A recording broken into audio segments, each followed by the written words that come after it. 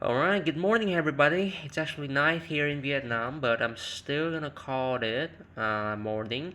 So my name is Wilfred Nguyen, and today in this video I will be dividing Vietnam into different regions and explain the stereotypes about some of them.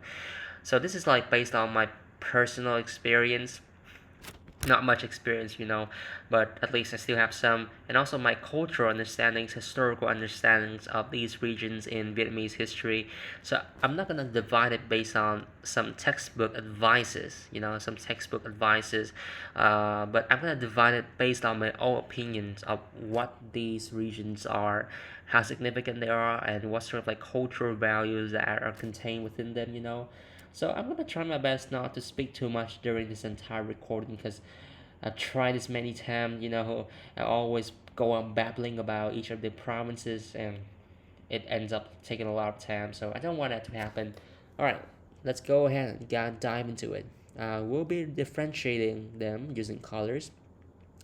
So I'm gonna start right now from the southwestern regions, or in Vietnamese, it's called Tây Nam Bộ.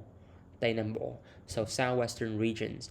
So so the south region of Vietnam, this entire part right here, it's actually divided into two parts. We have the southwestern regions, which is the more rural, countryside, agricultural, and agriculturally based regions. Its people are they're a lot more your typical like rednecks.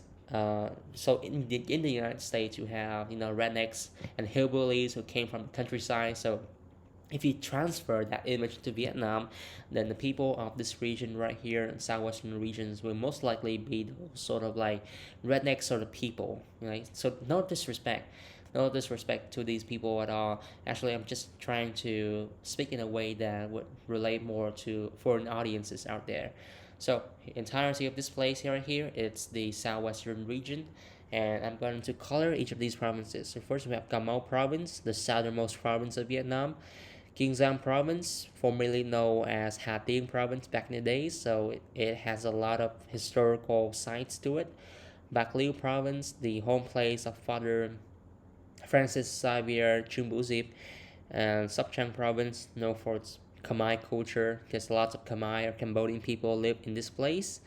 Hậu Giang province, the most boring place out of all of these southwestern provinces. My paternal family used to live here before coming to my current home province, but I don't have any good impression with it. Yeah. Công Tho province, the capital of the entire southwestern regions, the biggest city of the entire place. It's actually a city province because there's a thing called city province in Vietnam where a city becomes so big it actually becomes one administrative unit of its own. It's like Saigon. So Cần Thơ is like the Saigon of the southwestern region. An Giang right on the border with Cambodia. Also lots of Khmer culture, some cool historical art sites. Um, Much cooler compared to Sóc Trăng, for example. Đồng Tháp province, well, I don't know much about it. Vĩnh Long province has some good Catholic sites, also very culturally southwestern. Trà Vinh province, I don't know much about it actually. Bến Tre province, famous for coconuts, and one very weird religion it's called the Coconut Way, coconutism, founded by a guy that drinks coconuts and claims himself to be a prophet of some sort. And also, the home province of Phan Thanh Giang, one famous Vietnamese Mandarin, Saint Philip, Phan Women, one of these 117 Vietnamese martyrs, very famous saints, and I think that's all there is to it. The Yên province most famous city is Mỹ Tho. My maternal grandfather used to station here during his time. So my maternal family used to live here before they come to my home province. Long An province, the gateway to the southwestern region. So it's mostly a mix between southeastern and southwestern culture, but it's more southwestern from what I hear. Alright, so that's the entire southwestern regions of Vietnam. Alright, just gonna go ahead and type the name of the regions right here. The southwestern region. Alright, there we go. Southwestern regions, and gonna move on to the next regions, which is the southeastern regions, the more industrial, the more developed, sort of like region of Vietnam where lots of people from different regions come to seek up employment opportunities, seek new chances. It's sort of like the more urban of the two. So this is like your urban brother, this is your agricultural brother, your countryside brother. Yeah, that's how I distinguish between them. So this is also a very diverse place. Different people from all around Vietnam and from all around the world come here for lots of opportunities or for tourism in general. And of course, the most famous city is Ho Chi Minh City, or as it's also called, I prefer this way, Saigon, just Saigon. It's the capital of the southern regions as a whole, biggest city in Vietnam. Must Definitely a must-visit sort of place if you want to know the entirety of the Vietnamese people's culture of some sort. Yeah. Now my home province, Dong Nai province, it's like the capital of the Catholics, some sort. So there's a lot of Catholics coming here after the Geneva Convention of 1954. They fled the north to come to the south, and they came to the Nai province. They built a lot of churches. Right now, 1 million Catholics live in the entire province. It's like an industrial province, but it's not as industrial as Saigon. It's like the third most industrial place, I would say. And there's still a lot of rural sceneries here, so it's not entirely industrialized yet, mostly because of how big it is. So the further south you go, the more industrial it gets. The further north you go, the less industrial it becomes. More agricultural and more rural sceneries will reveal itself. More forestry, I would say. Now, Vũng Tàu, or Bà Vũng Tàu province, what is it known for? Beaches, seafood, those two things, beaches and seafood. So people from Saigon would come to Vũng Tàu, just take a bath, and they come to Saigon like in one day because it's so close to each other. Tourists would come here as well, so it's mostly known for its beaches and its resorts, I would say. Next, Ban Dung province. One of my paternal ancestors came from here. He was actually buried here. It's very industrial. It's like the more industrial brother of Dong Nai province. This one, yeah, industrial, very much, but still somewhat rural. This one entirely industrial. You have 5 cities here, 5 cities in one province. That's the most of any provinces in Vietnam. We have Thủ Dầu Một City, we have Dĩ An City, we have Thổ Ngang City, and Tân Nguyên Cities. One more city I forgot the name of. All of them within one province. Now that's just crazy if you think of it. One province having 5 different cities to it. Never been done before, I would say. Now, Tây Ninh province, the capital of Cao Daism, a very weird, peculiar religion where they worship lots of different figures like Victor Hugo, Sun Yat-sen, and one famous Vietnamese Mandarin, Nguyễn Kim. I also hear the rumors that they do some sort of ocean wars sort of things to actually seek guidance from the gods or something through the ocean board and through some sorts of like dark magic of some sort. But yeah, they are mostly chill from what I can see. Have a very weird temple structures that I think you must actually visit if you want to know more about the culture of the southern regions of Vietnam. Now, Bình Phước province is the most boring place in the entire southern regions, I would say. More forest. It only has forest. It's like Dong Nai, but you take the industrial part out of it. You just leave with lots of different forests and agricultural land. So, yeah, very boring place, I would say. And that's the entire southeastern region right there. And that's the southern regions of Vietnam. It's compiled of these two regions. Let me go ahead and label it first. Southeastern, and these two form southern Vietnam. This is southern Vietnam right here. Next, we're gonna move on to a very energetic place. It's called I would call it the southern coastal region. The southern coastal region, but I would prefer calling it the Champic region because All of these five provinces in the coastal regions, they share the same cultural ties to the Cham people, the Cham kingdom of the old days. It was basically a kingdom that was formed back around 1,000 years ago in southern Vietnam, in this entire strips right here, coastal strip. But later on, when the Vietnamese started to go south, they started to head south.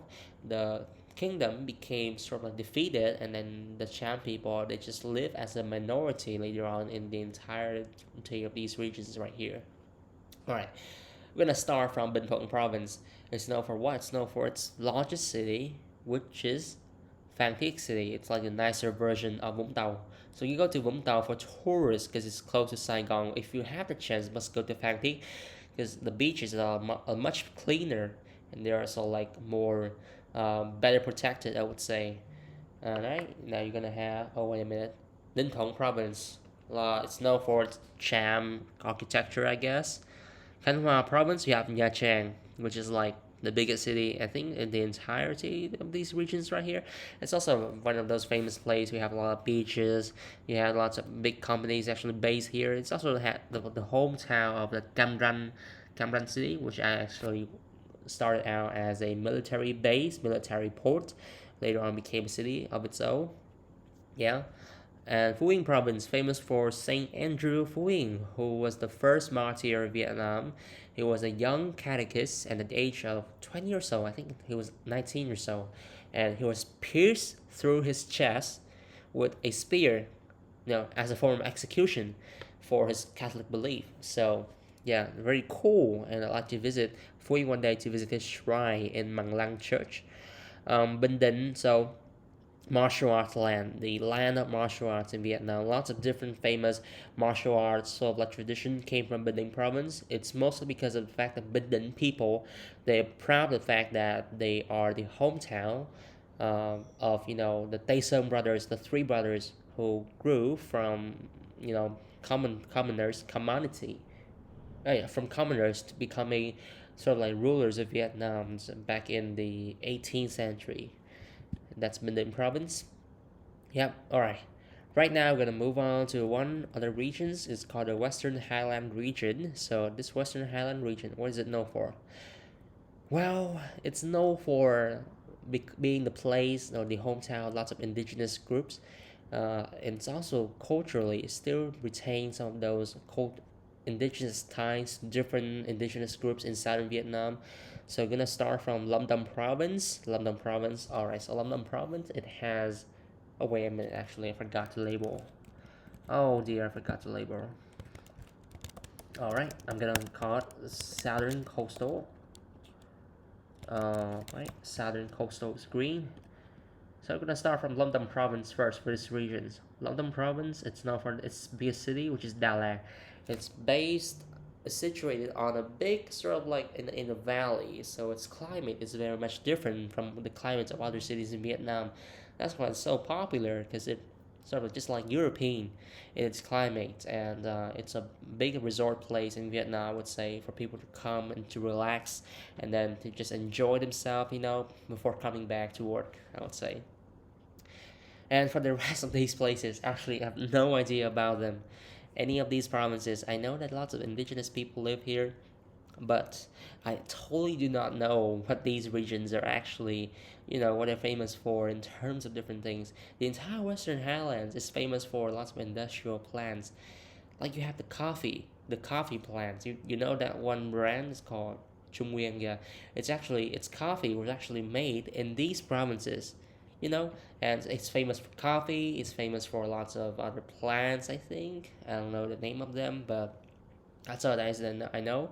So that's why I chose brown, because brown's for coffee. And we have Đắk Nông province and its brother Đắk Lắk province. I know nothing about them. Gia Lai province, and finally Kon Tum province. I think Kon Tum is the uh, the province of the city of Buôn Ma Thuột, but I'm not too sure about that. I'm actually forgot. But Buôn Ma Thuột is also one of those famous cities. It's not the second biggest city compared to Đà Lạt. Now, all right, we're gonna move on to the most exciting one of all, my paternal hometown, which is the Central regions. This is actually central, which is not like any definition in textbook which say that this entire strip is central. No, I think this is the actual central. We're gonna start from, oh, by the way, it's also called the Ngũ Quảng region or the Phai Quảng region because all five of the provinces, actually there are six, but one province used to be part of another province. So all of these five provinces started with the word Quảng, which in Vietnamese it means wine. So back in the days it was called Phai Quảng, the Phai Quảng provinces. So to this day you can still see that yeah, they're still named that way. So we're gonna start from first one, which is Quảng Ngãi.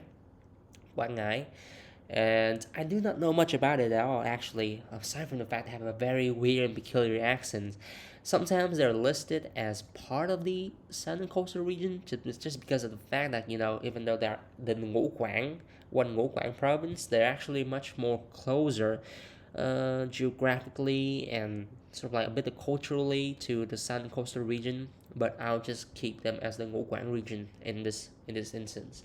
So we have Quảng Ngãi, then we have Quảng Nam. It's famous for its city, Hội An, which is like one of those places that like lots of foreigners also visit. It used to be a big trading post in the central regions, aside from the other ones, which is Da Nang right here. Da Nang is like that one exception.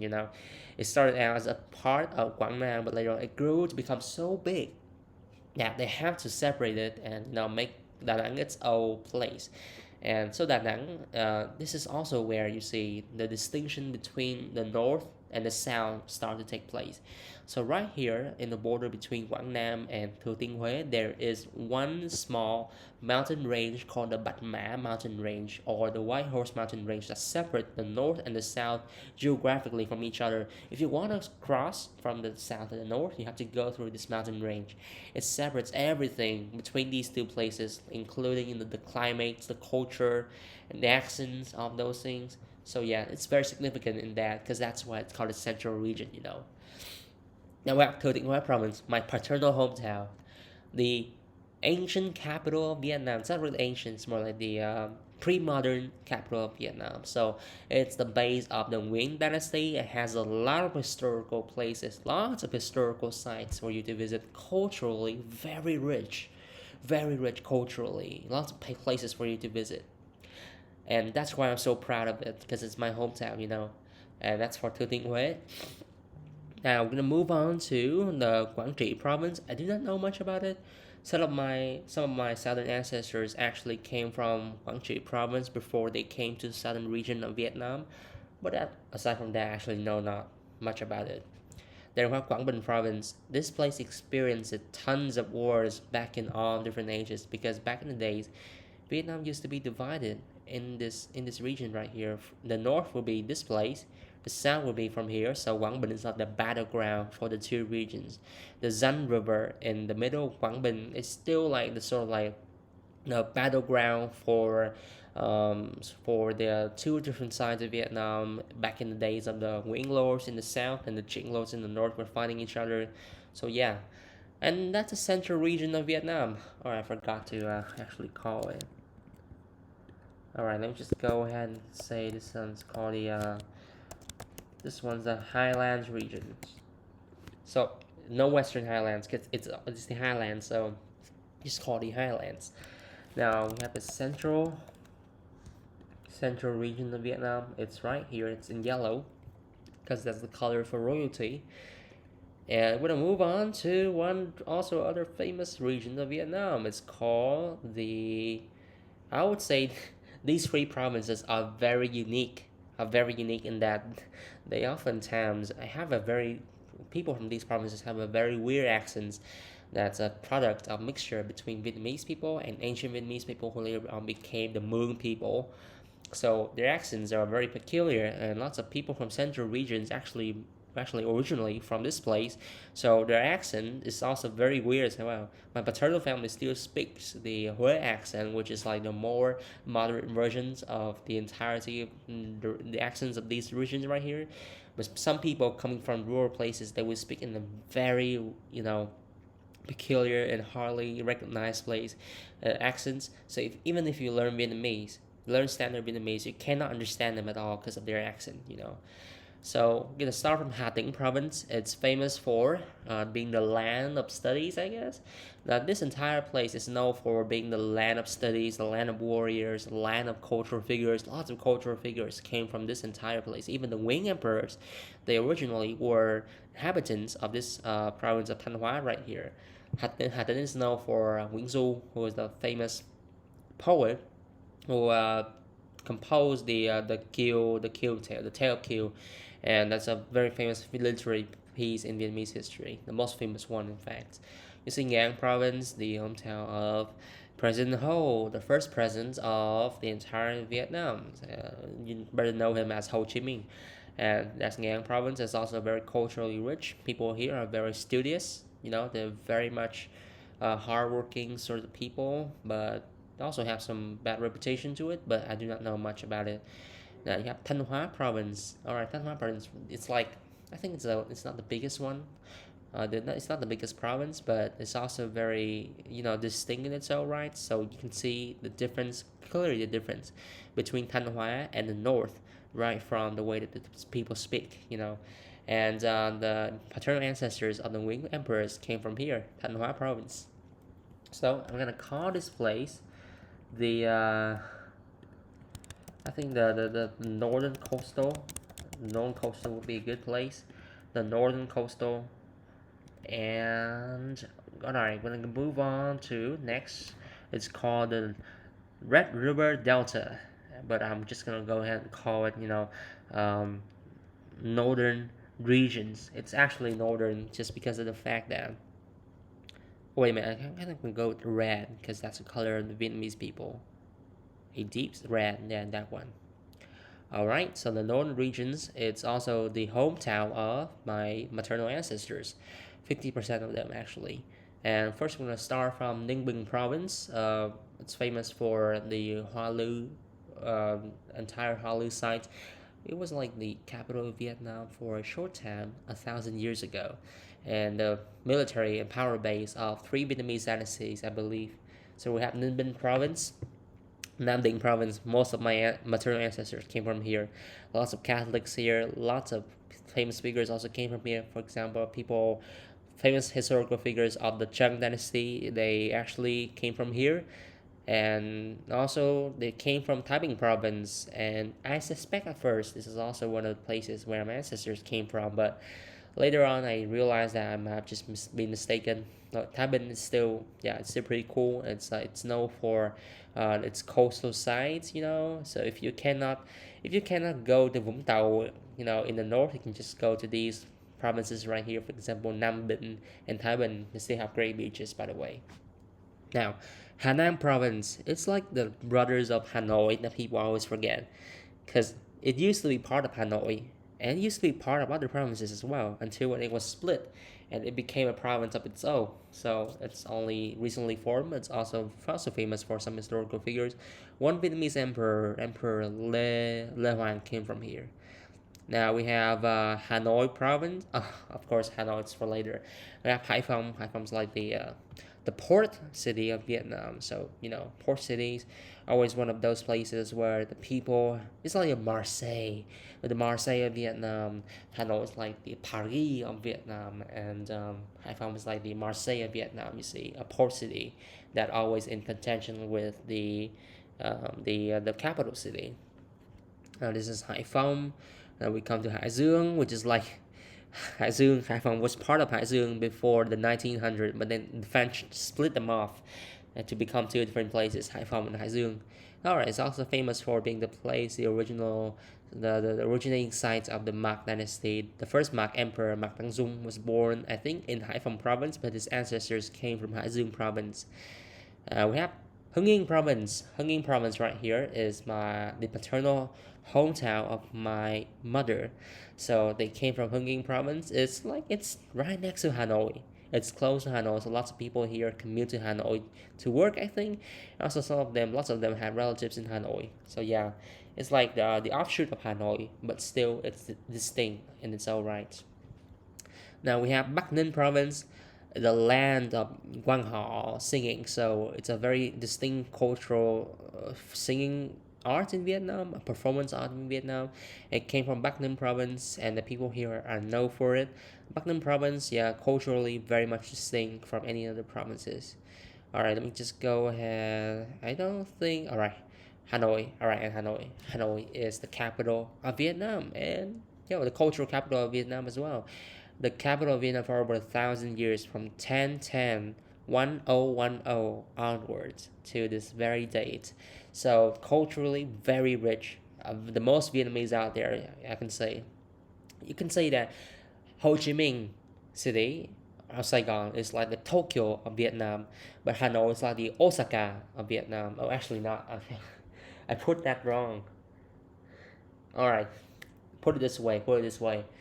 Tokyo, Tokyo is like Saigon. Saigon is like Tokyo. Right? Saigon is like Tokyo.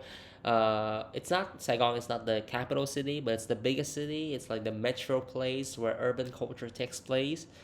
Osaka, I think it's like Hanoi. Hanoi is like Osaka, just because it's not, even though it's not Hanoi is the capital, it's still inferior to Ho Chi Minh City, Saigon in the economic department, but culturally it's also still very rich.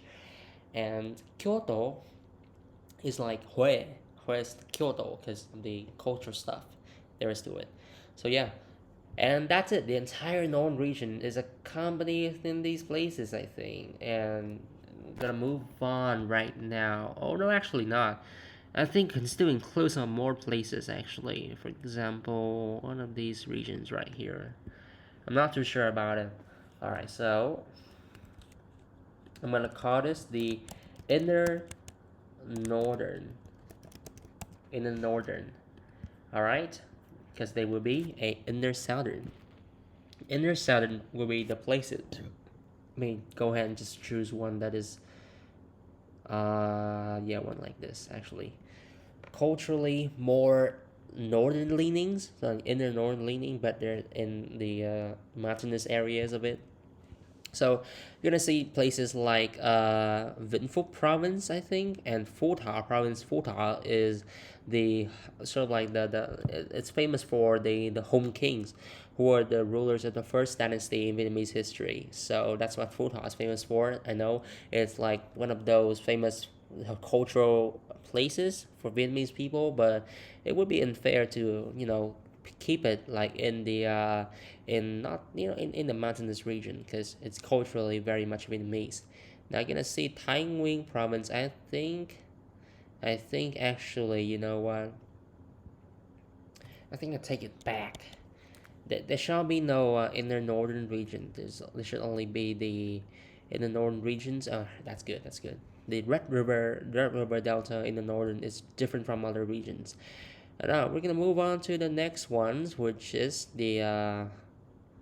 Let me go ahead and put the color actually. I'm gonna go for with this region. I think I'm gonna go with a scarlet maybe. No, but not. More like a black or a gray ones. I think I'm gonna go with gray.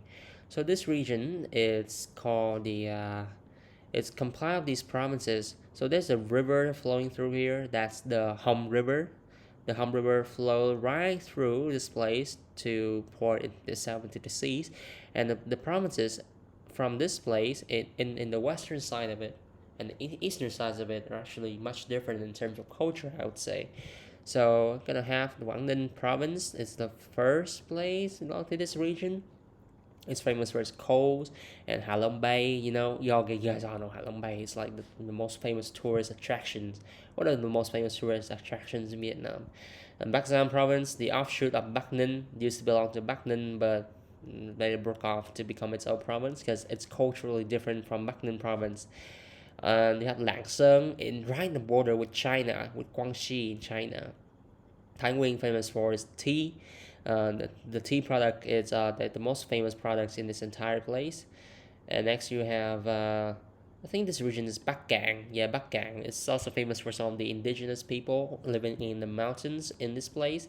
And Cao Bằng is even more famous for it. Cao Bằng and Lạng Sơn are often mentioned as brothers of each other. So we have Cao Lạng, which is the short term for these two provinces. You have Hà Giang, the northernmost part of Vietnam, bordering Yunnan province in China. It's very high, very mountainous. Culturally, very indigenous. Lots of people from ethnic groups like the Thai, and the Sangyu people. They live here. So culturally, it's very different from this region right here, this northern right here. Next, we have Tuyên Quang province, famous for its forests, I think, and Vĩnh Phúc province right here. And to the west of this, we have the other ones. Let me just go ahead and label it first. And I'm gonna call this one the eastern. I think it's the eastern bank. The eastern bank. Because it's on the eastern side of the Hồng River. Now we're gonna move on to the next and the final regions of Vietnam. I'm gonna call it. Let me just go and choose the color first. Actually, I'm gonna go for a deep red. I think more distinct color than this. I don't know much about all these colors, but maybe this can do. Yeah. All right. I'm gonna call this one. Oh, actually, it's very close to the southwestern region, so no to it. I can go with this one though. Alright, I'm gonna call this province, this regions, the West Bank region. So the West Bank regions, we're gonna start from Hà province. Lots of Hmong people live here. Phu Thọ province, the hometown of the Home Kings, the first rulers of Vietnamese history. You have Yên Bái province, famous for the Yên Bái mutiny, led by one famous historical figures. I think it's either it's Hoàng Hoa Thám. Yeah, it's Hoàng Hoa Thám, and he led the rebellion against the French for quite some time, and he finally fell, but he became a cultural symbol for people of Yên Bái. Oh, actually, I think the Yên Bái mutiny. Let me just go ahead and check whether it's true or not. Yeah. Oh, actually, it's led by a different person. Oh, I forgot. It's led by Nguyễn Thái Học. Yeah, it's led by Nguyễn Thái Học. But I think Hoàng Hoa Thám also lived here for quite some times. And you see Lao Cai province, also very indigenous place. Lai Châu province have close cultural ties with China because it's right next to Yunnan province. And Dien Bien province, famous for the Battle of Dien Bien Phu, in which Vietnamese people defeated the French in 1954. Sông La province, the final one of them, is also one of those big provinces, also very culturally indigenous. And there you go, everybody. There you go. I present to you. Let me just go ahead and label this first. Western Bank. I'm gonna give it to you the 1, 2, 3, 4, 5, 6, 7, 8, 9 regions of Vietnam. What a good number is it? 9 regions. 9 is a very auspicious number, and I love this number. So I think there should be just 9 regions of Vietnam, and that would be great. Look at that. You see, you have the rural southwestern, the urban southeastern, the coastal, southern coastal, the indigenous highland regions, the culturally rich central region, the sort of like studious northern coastal regions, the culturally rich also in the northern regions. You have the sort of like northern leaning, but also pretty much indigenous eastern bank, and the much more indigenous western bank. There you go. That's it for now. I'm so tired after recording all of this, and I'm just very thankful that this entire thing has been done. Thank you so much for watching. I don't know if you will watch this, but whatever. Yeah, thank you so much. 33 minutes of my life spent on this. Thank you. I'll see you next time when I come to the United States. This is just like me ranting about different regions of Vietnam. Thank you so much.